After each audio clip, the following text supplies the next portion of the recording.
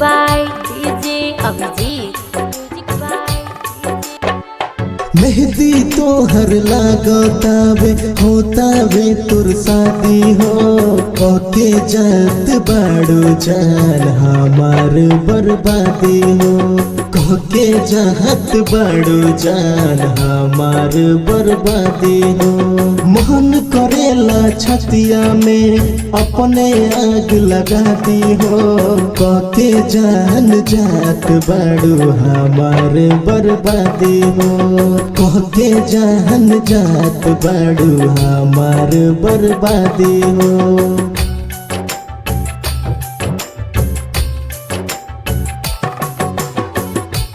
Music by DJ Abhijeet.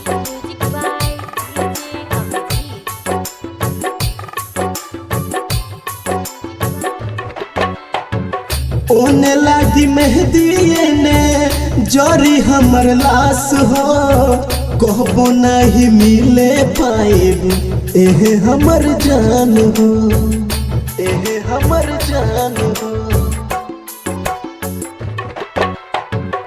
ओने लागी मेहंदी ने जरी हमर लाश हो कहबो नहीं मिले पाएब ए हमर जान हो।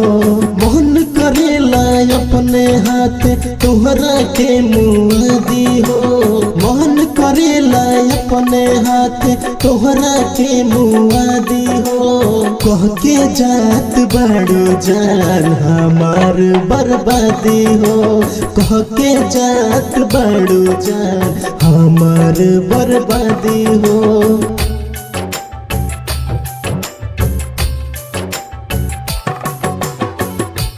Music by DJ Abhijit.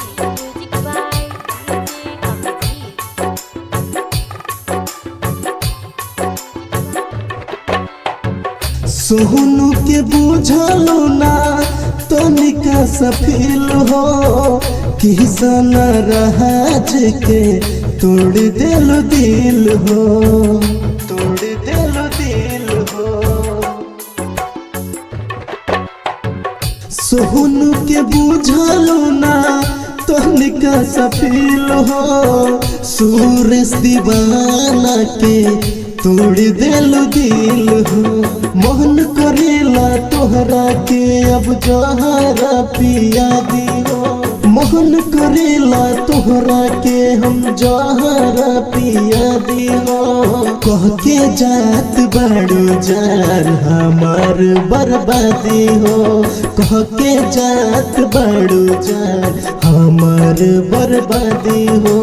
दिया रिकॉर्डिंग स्टूडियो मोहम्मदपुर।